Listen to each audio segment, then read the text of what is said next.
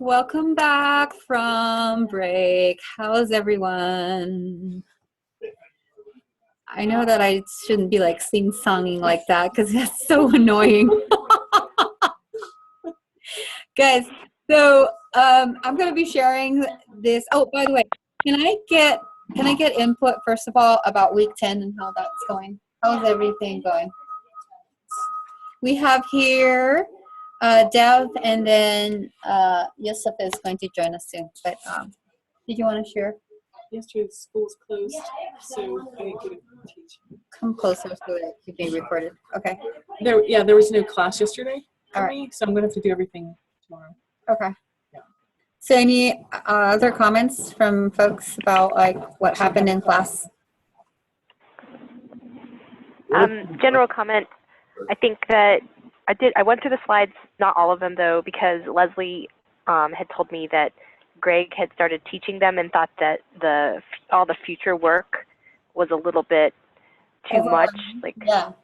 So I just went through the stuff that was due closer in, like the ones that are due in the next 2 to 3 weeks. Yeah, and it worked out well for you, Kim? Yeah, that was fine. And then they had about an hour and a half to work on their stuff themselves. Okay.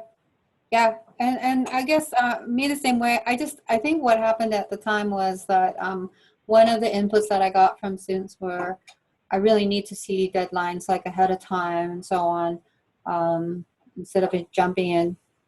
And so that's one of the reasons why I thought it would be a good idea to put all those up front. A lot of them don't realize or they forgot about the semester schedule. So if you remind them like at least once a week, look at the semester schedule. Yeah. So they're still sticking to it pretty religiously. We haven't really deviated. So most of them have just forgotten even that one exists. So Right. when you tell them that, they'll stop asking. Yeah. Okay. And Deb says that you haven't did. I haven't. Yeah. All right. No, but I always, pretty much every class, at least go over the schedule. I ask them, how many weeks do you have left Right. to get a wake-up call? Yeah, most definitely. Okay, and so we're preparing for prototyping, and so the deck of slides that I'm going to go over today are first of all about the prototype demo, and then second is going to be for week 12. And week 12 is talking a little bit more about cost estimation, and then about risk analyses and how in depth we have to go with that. So without further ado, let's see. I'm going to share my screen here.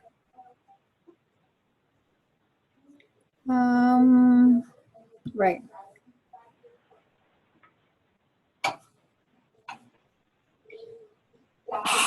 So once I get all input from everyone on this deck of slides, I'll go ahead and post on our development site. So basically, it's our prototype demo for next week. As you know, E-Days is on Friday, so I would highly suggest for everyone to do it like that time. I know that some of my students, the test beds that we have provided was not enough for them. So what they have done is actually then opted to go to the creek or use their bathtubs, and recreate whatever simulation they need. I don't know if anybody else has a similar. I told them they could do that as long as they let me know in advance, and they try to take a video recording with their cameras. I agree. Yeah. Yeah. Just to show that they did it and show me the log of their results. Right. So I agree. So with my students as well, I wanted a documentation of those tests if they're not going to be coming for or to use our test beds. Basically, that's the idea. So the ones that we provide. Okay, go ahead, Kim. I have a question. Are we providing trash for them to test with? Yes, we are. So basically, I'm going through the actual test beds right now. This should look somewhat familiar. Excuse me, that's not it. Well, maybe it is. Yeah, it does seem somewhat familiar, right? Well, we've talked about this previously. It's actually kind of letting them know the dimensions that is suggested for their prototype so it can fit the test beds. So we have two types of test beds. The one is collection at shoreline and the other is collection in water. And so as you can see, I'm not going to read through all of this, but we do have trash provided, microplastics of sorts, and the larger plastics. However, if they want to be very specific, like say caps, right? Bottle caps or something like that. I don't know how many of that we can provide. So anything that is specific to their design, I would highly recommend them actually bring. Right? We're going to have bags of sorted plastic Yes. that will be pre-weighed because to determine efficiency, then they can say X weight of this and this and this, and they get whatever efficiency. But if they want something specific, we should bring it. Yeah. But we'll have. Can we say that again? I can't hear Robin very well. Oh, I'm sorry. We'll have different sets of bags of different size and types of plastic that they can pre-weigh and then put in so that they can make a determination of efficiency, collection efficiency of different types. Okay. That makes sense? Yes, thank you. But if they want something elaborate, and for this first round, I'm guessing they don't necessarily need elaborate, but it will give them indication. Where will this be? So we are going to have it up front. Up front, oh, okay. Question about that, do we have a water spigot up front? Because a couple of my teams need flowing water for theirs to work. There's only the outside one I'm aware of is out here, but Mhm. is there another one? No, that's the only one that I know of. So the best is probably, Longer hose. Yeah. Because there's a laundry hose that's been cut off. It's only about 4 or 5 feet long in the workshop that I saw. We're not going to put anything in the workshop, right, Robin? Everything's going to be up front. nothing wet stuff was going to be done. I mean, there'll be the voltmeters. We just pick up some more voltmeters to test their batteries and things like that. They just need to simulate a current. Yeah. And they can do it because when I had some hydroelectric teams, we just use the sink downstairs. If they need something bigger than that, they should probably go to They creek. need a current along the surface of the water and push it towards it. So maybe if I can acquire a hose, we could use a spigot. Yeah. That'd be okay. I mean, the only issue there is then you're going to Overfill it. overfill it. So it's probably better for flowing water type stuff is either that they have it there and then you just create a wave by pushing it, Yeah. Swirl. or they use the creek or their bathtub or something like that. Right. Okay. Because otherwise, yeah, if we keep doing that, it'll just overtop. Yeah. Okay.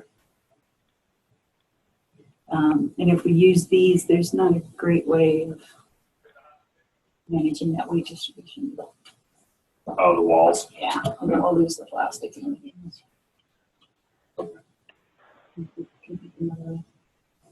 And they're going to demonstrate this during class time? Yeah, so it is during class time that we recommend for them to So realistically, you're not going to get more than a few trials per student. Mm-mm. 25 people. It'll be like 2-3 minutes per student or so, right? For student or, I guess, Because students are team was? Well, per subsystem. Per subsystems. That's what I'm thinking. But Yeah. not everybody Needs needs to to be in test the it. water Yeah. Or water. to do it. So power subsystems would not need the water. Right. Just have to do calculations. Well, if they have a conveyor, they don't need water, Yeah. whatever. What about the other test bed for the sandy shore? So we just picked up sand, and so there'll be a hard-sided kiddie pool that the sand will be sitting in. Oh, okay. So there's just be another. Okay. And that is 4-inch in diameter. That's kind of like a different, 4 feet? or excuse me, 4 feet. Yeah. Yeah, it's just very tiny. It's for dolls. Yeah. They have to make a very small prototype, like itty bitty. So yeah, that'll be available, and then you can have plastic connect sticks. Awesome. Yeah. Thanks, Robin. Oh, well, You we're in it, worked on it. Catherine. Oh. We're Thanks, going to go ahead and, Thanks everyone who worked on it. well, it's as close as possible that we can kind of simulate. It's not as we thought it would be. But anyway, one person or one team of mine is actually using currents of the rivers, which is kind of different from currents of what they would ocean, right? So. Well, let's move on a little bit towards this. I don't know. I mean, it says you have 15 minutes to set up and demo your work. Noting this is kind of like per team, I suppose. That's just so that everybody can manage their time well. I'm doing both demonstrations. Make sure they specify the size, range of plastic they're collecting, and document the results. We talked about this. At first, I thought there has to be like a methodology of sorts to actually show the separation. I don't know of how we would physically do that other than actually providing the plastics and putting it in the test beds and, you know, have them kind of sort through with whatever device they're trying to. Yeah, they can do sorting that way depending on, well, depends on what kind of equipment they're using. What we would ask though is, you know, what that team puts in, they take out, so that Right, okay. each team has a clean test bed to work from. So that would be the only thing. That way people can use the size distribution that they need. Right. Oh, so we are literally having them set up all the plastics and everything like that according to what they want to collect, Yeah, which makes sense. I think the one thing that will be different is the microbeads, and I think that was going to be done. My That I didn't understanding know. was separately. That will be something separate that either has sesame seeds or chia seeds or Oh, something true, in it, true. so that they can try that out. Does chia seed expand? Good question. Why are you looking at me? Oh, well, I've only grown about 7 or 8 of those, but That was the main question, but sesame seeds, do they float? I was told they do. I Okay. haven't tried. poppy seeds do. Poppy seeds do. Kind of, Okay. Can I just get This that? is Kim. Can you guys explain to me what we're doing with the microbeads again? I didn't hear that completely. My understanding, and I haven't verified this, is that there would be a separate small water bin if there is somebody that's going to do microbeads that would have some or I should say an environmentally friendly pseudonym for them in there. And, you know, for the final, we'll figure out what that might look like, but that they might have something smaller like a Sterilite or Rubbermaid or something like that they could try it. So that's up to Okay. Yeah, but we didn't really want to put all that into the pools. do a soil or test bed. Right. Just wait until you guys find out what I'm trying to figure out for like the final. I'm actually trying to, you know, use the swimming pool. Our swimming pool at mine, so we'll see. I think it'll work though. You have to block off the filters. Oh, this I is used to true. do that. Okay. Any other questions on the test beds?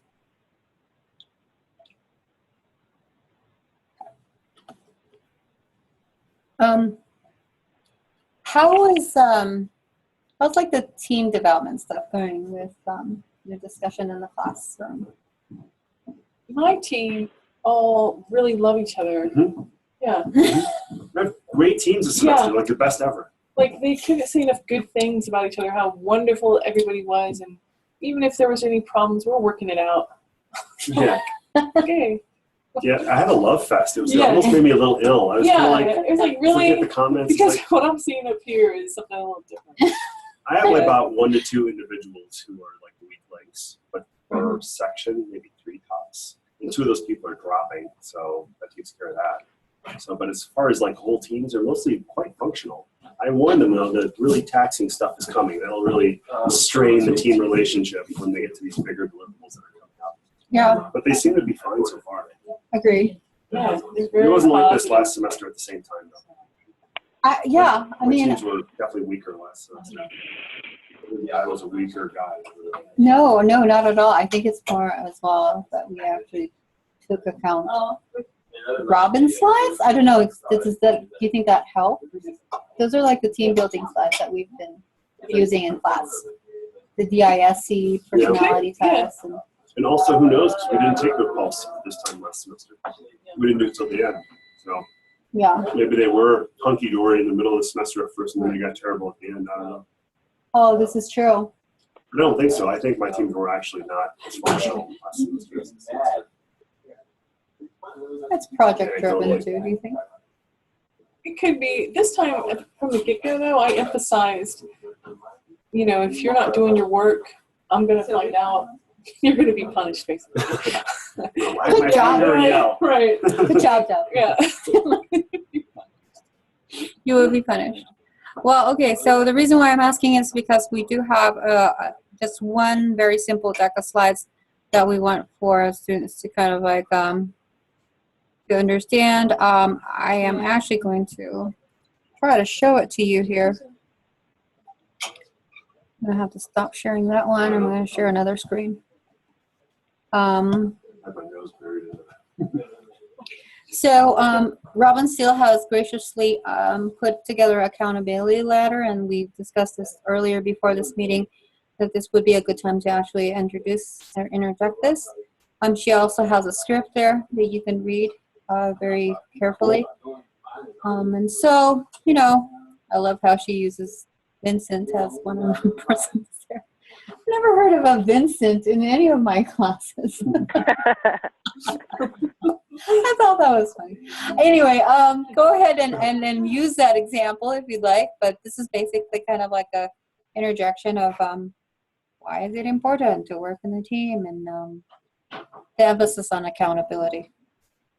Have you gotten any interesting comments back about our class or the team or anything like that?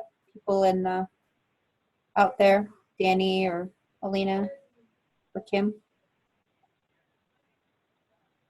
Because I know that. I'm sorry, can you repeat the question again? I know when we sat down with our students, we actually took kind of a survey about how the overall course is going. Do you have any interesting comments that you like to share? I know I'm diverging a little bit. I don't think they have enough data now to say something. I see. So I think at least before the break, they were very focusing on their projects, and I Right. didn't hear too much, except that, yeah, it's okay, but not too much information. Right. So, how about you, Deb? The overall course? Yeah, the overall course. Did The you guys main- talk about that? Yeah, the main comment I got back is we want you to go over the rubric and the guidelines to know how we can exceed them. So Right. That's the main feedback so far. Right. How about you, Yusuf? Consistency across sections was one thing they mentioned. Not everyone. That was just the thing that came up the most, but it doesn't mean it was unanimous or consensus by any means. Right. It was just a plurality. So it came up a lot than anything else. And then a couple things about going over rubrics and how things are graded. Not as much in my sections, though. Mostly about section consistency. Yeah. I mean, that's a really good point. So as far as consistency goes, is it just because of the different due dates, do you think? Or the delivery overall? Or rigorous in grading? It's never really explained, is it?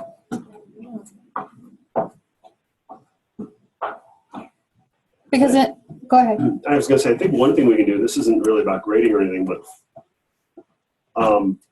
since we have the same exact classes on 2 sets of days, we should have 2 sets of the same schedule. The dates shifted, so they know the exact due date for everything.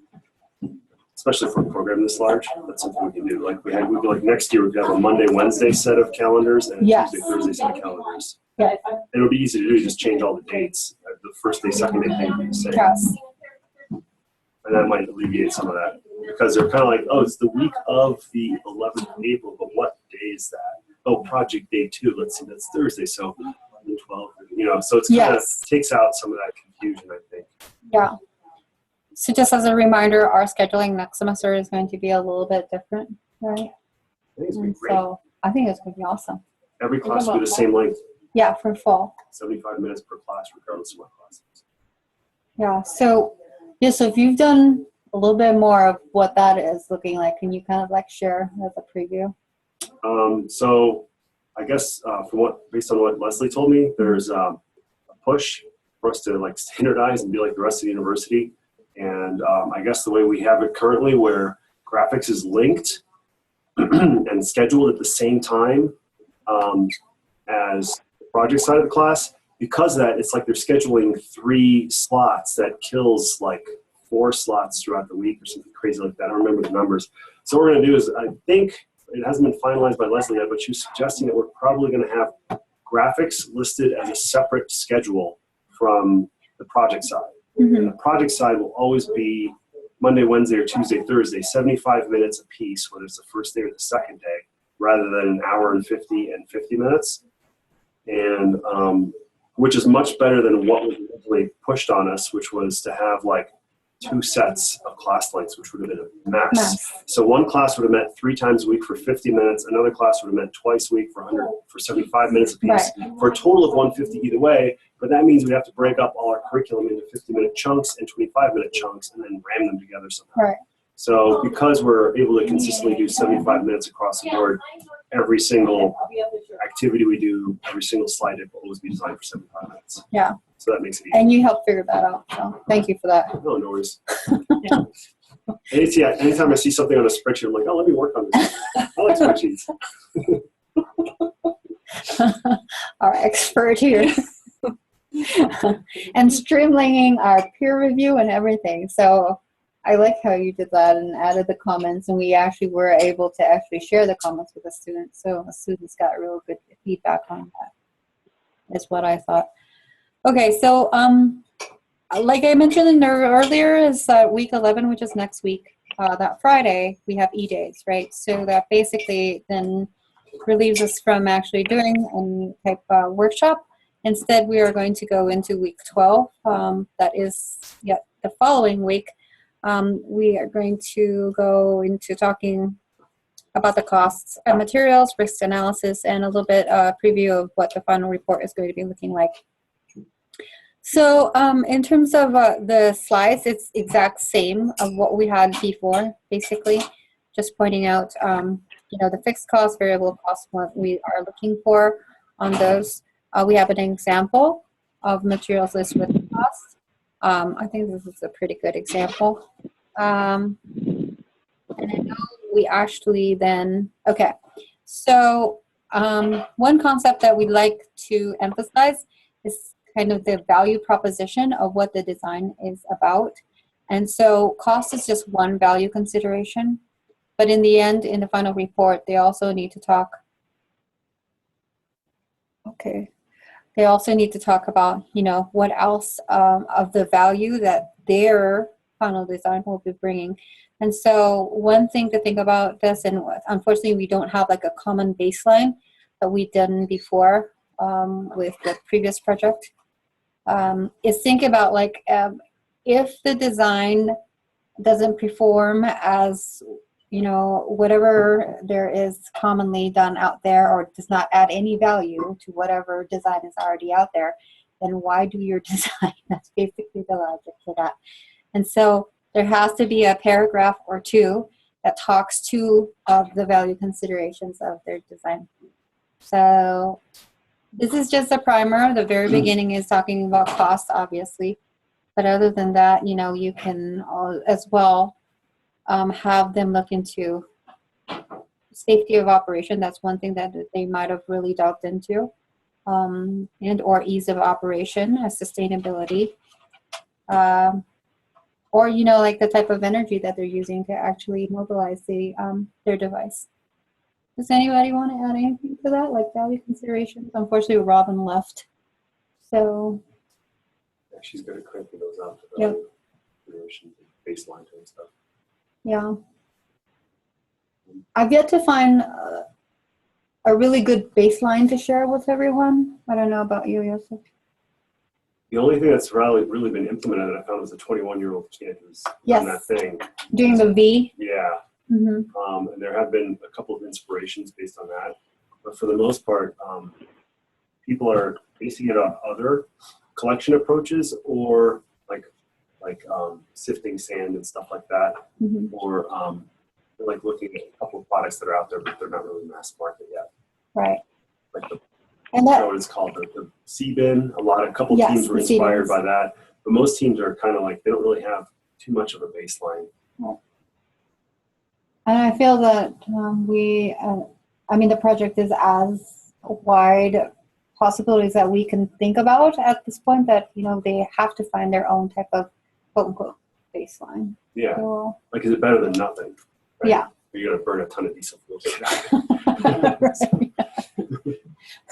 So what is that wheelchair? Not wheelchair. What's that man on the wheel in Boston Harbor? Have you heard of that one? There's one like that in St. Louis. Oh, really? Yeah, the current powers these paddles, which then powers the conveyor. Yeah. Okay. I think Somehow that's reverses direction through gearing, Uh-huh. and then it powers a conveyor that has paddles on it and takes the debris off and dumps it into a net. Yeah. Something like that, or some sort of receptacle or something. How do they stay on the conveyor again? It's all stuff on the surface, Okay. like bags and crap. Anyway, the best that we can do is kind of have them think about some type of baseline and then add the value to their design, whatever that might be. Okay, so this is more of cost. And then one thing that we added, which is kind of new, is about risk. So I am open to suggestions on this and why we should do this, or how we should do this rather. We know it's important because of course, we're introducing this new device into an open or natural environment, right? We're not going to be there for the real-time implementation. I think it's a valuable kind of analysis that we would point out to a client in terms of, okay, we're in a prototyping stage, but these are all the risks that is perceived, and this is pretty much the plan if this risk occurs. That's basically the idea there. So we're teaching yet another tool. We thought about including it in the subsystem stage just because, for those subsystems that are not testable, what are these guys doing, right? Some of them are doing calculations, if that, in-depth research, if that. Do you have any other things they're doing other than testing or subsystems that are not testable? Lots of research, Yeah. So are we talking about discussing with them about risk assessment? Well, yes. Sorry about that. Let me rein that in a little bit. We were initially wanting to actually have this discussion on risk for subsystems, but we thought it was just too much too soon. And so eventually we just kind of shifted all over to the final report stage. But we thought it was an important tool after all to introduce, and alleviating too much of what they have to do in subsystems, and we just put it off to doing it in the final report. So these are just elements that we'd like for them to consider and or write about. Obviously, the first thing is that you have to identify the risks, and E is the likelihood of the risk happening, and then I is actually the impact, right? And so the risk weight is defined as P times I, and that's kind of the norm, I would say, right? How you would define the weight of a risk. There is then a risk matrix that we introduce, and it looks like this. And for the likelihood and the impact, I only had 3 different categories on there.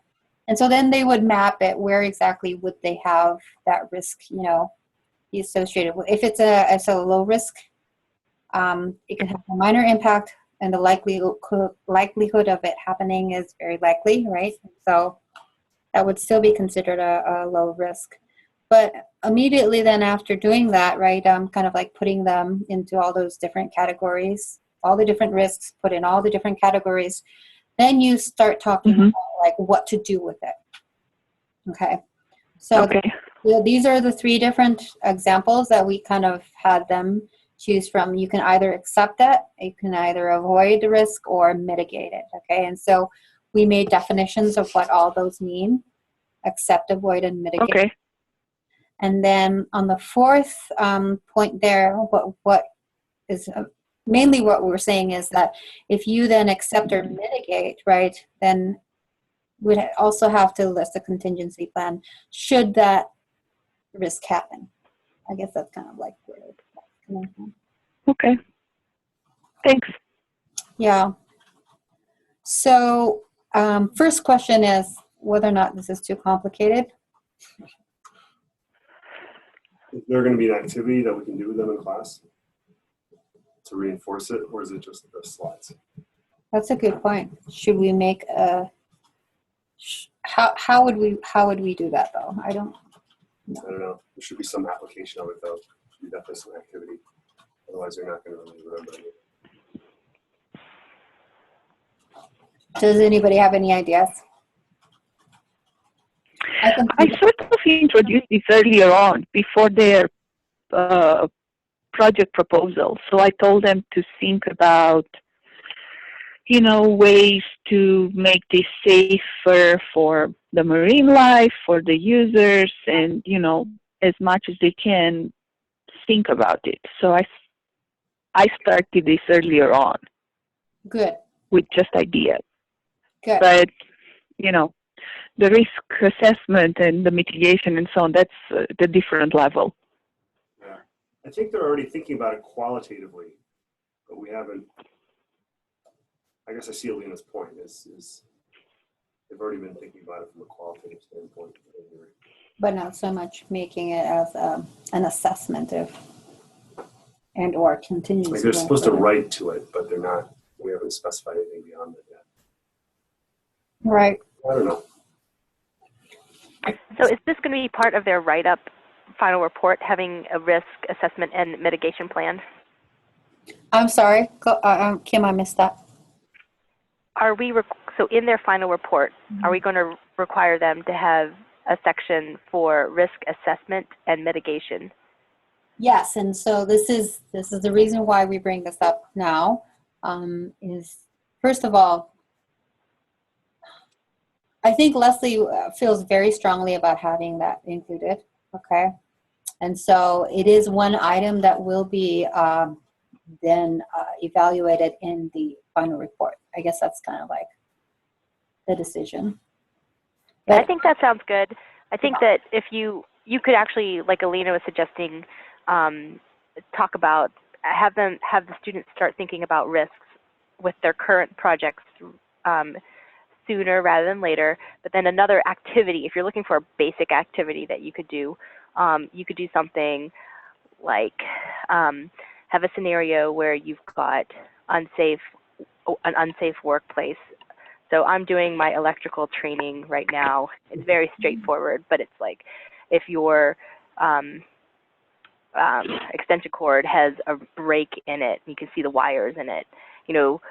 You could have a couple different scenarios similar to that, like extension cord with a break in it, a hole in your electrical outlet, and then have them rank that on the risk matrix, and then talk about and use that to talk about what is the probability, and then what is the impact. So those types of things, because those are things that people can relate to. Yes. And then have them make a mitigation plan. So of course, like if your extension cord has a hole in it or a rip in it, then it's either probably throw it away, replace it type of thing. But they have to come up with those plans themselves. Good idea, Kim. Thanks. Yeah, most definitely. And then maybe we can have them apply that as like a follow-up activity after that, is apply that to their own projects. Because they, like Alina was saying, and I agree, I think my class has been doing this too, they've been qualitatively thinking about things that could happen and what could impact stakeholders, right? So maybe they could go back and look at those old notes and start applying some sort of probabilities to them, and also some penalties or weights for how important they are. And then they could maybe apply this matrix to their own project, at least just in their design logs for now, until they convert it into something more formal later on, like an Excel spreadsheet. Right. There I am pushing spreadsheets again. You can do whatever you want with your students if that's what you think is going to be most What's a full report beneficial. done in Excel? It's easier for me to grade. Thank you so much for that. Actually, I'm just taking notes right now, and so that we can actually then incorporate it better. So I'd like to take a little bit of time here, whatever's left, maybe 5 minutes or so, about how well has this deck of slides been in guiding our delivery, or should we reduce the slides? Should it just be watered down to just teaching notes? So can I get an input on that? This is Kim. I like the slides, but what I do is I reduce the number of slides significantly when I do my presentations to class. Got And it. I try my best to reduce the words on them. So I go in and edit. Yeah. I appreciate that. Yeah, so what that means is like maybe there are too many words on the slides. That's one thing, right? There's too many in my opinion, there's too many to present to the students. There's not too many for me to read as the instructor. So I'm walking that line right there. Mm-hmm. I usually, to speak to Kim's point, I usually keep the slides as they are, but I maybe go off the beaten path a little bit, and then I leave them so that way when I upload them, they have that for reference. But I definitely don't go through every detail of the slides. I think the information's good. Yeah, I And think they, that goes I fine. say, remember, this is all on Blackboard. Can we look at it? Mhm. If Yeah. we need to reference it later.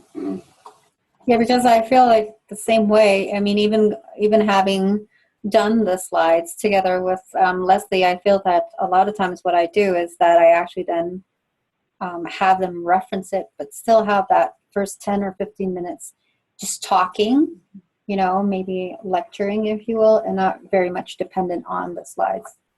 And I think that's been working well.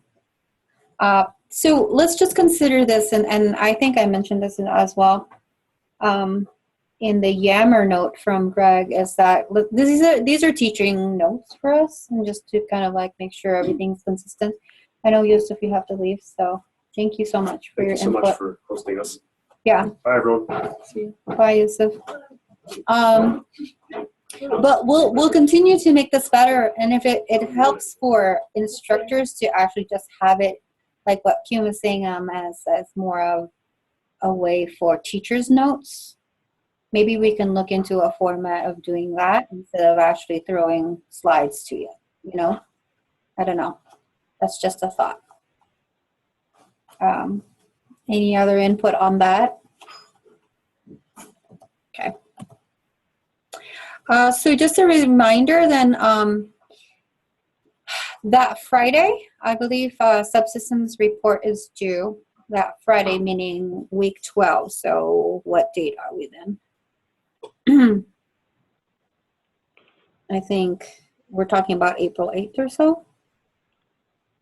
Yes. So April 8th, the subsystem report, the individual subsystem report is due, as well as the project plan update. And I don't know how everyone's doing their design logs. I know that some of you are doing checks. Some of are actually doing, like the grading all at once. It's really up to you, but just so you know, the TAs will be available towards the end of the semester to kind of like finalize that grading for you. And I'm talking about the design log. That's the portion that we get. I think it's 5% or so. Then we have, of course, the following week, which is week 13. That packet that was sent to students for the hand sketches, that is also due that day on graphics day, on the graphics day. And therefore there's no SolidWorks that week. So that's about it, folks. Anything else did you like to discuss in the between, or? So I have a question. So I'm going to skip to the end of class when things are due. So week 14, 15, and 16. Yes. In the syllabus, week 14, works like prototype testing is due then, and then final report is due week 15, and then trade show presentation is due 16. Are we pretty set in those due dates, or are we going to change them? Are we going to bump things back a little bit? Because I know last semester, all three of those things were due on this week 16. Yes, that's a really good point. I mean, at this point, I feel strongly about having them done that way, but I mean, I can be strong armed either way. What are thoughts from folks on that?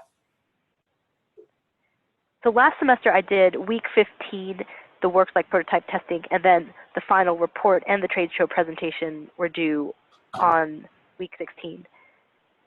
But so my concern here is that my kids are not going to have enough time to finish their prototypes. Like there's not that much time for them to be doing prototyping. Yes. Oh, you mean in the integration, right? That's like due week 14. Right, but even now, so I was a little bit behind at the beginning, and they hit spring break, barely anything got done. So on Monday of this week, they started prototyping. That's when they started doing their subsystems. Mm-hmm. Yeah, I see your point. I think it's worth like raising to Leslie to see if that would be something that we can consider moving back, like what you were saying, Kim. I mean, I'm not saying that we should all move it back. I don't want people to do things that are not.